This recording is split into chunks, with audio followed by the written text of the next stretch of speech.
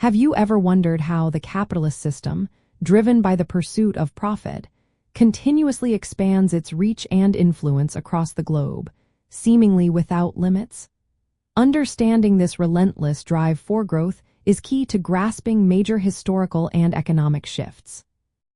Rosa Luxemburg's theory of capital accumulation argues that capitalism cannot exist in isolation.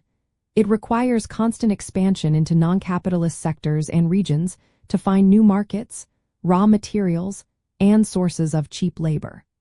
For Luxemburg, capital accumulation is not merely an internal process within developed capitalist economies, but an inherently outward-looking, imperialistic one. The core mechanism behind this theory is capital's need to realize surplus value. After capitalists extract surplus value from workers in production, they must sell the goods to convert this surplus value into more capital.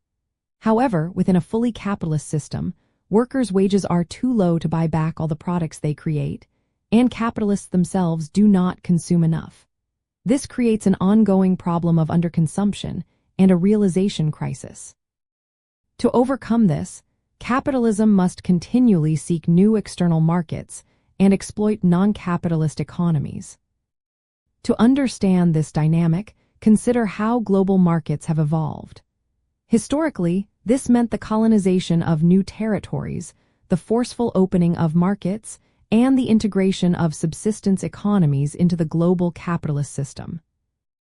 Even today, this process continues through foreign direct investment, the establishment of export-oriented industries in developing nations, and the financialization of previously uncommodified aspects of life, like public services or natural resources. A fascinating insight from Luxemburg is her emphasis on militarism. She argued that military spending and colonial wars are not just political acts but crucial economic tools for capital accumulation. They create demand for goods and services, facilitate the seizure of resources, and enforce control over new markets, effectively serving as an economic stimulus when internal markets are insufficient. This makes militarism an intrinsic part of the capitalist growth process. Ultimately, Luxemburg's theory illuminates capitalism as a system constantly pushing its boundaries, not just through innovation but through the persistent absorption and transformation of non-capitalist forms of production and society.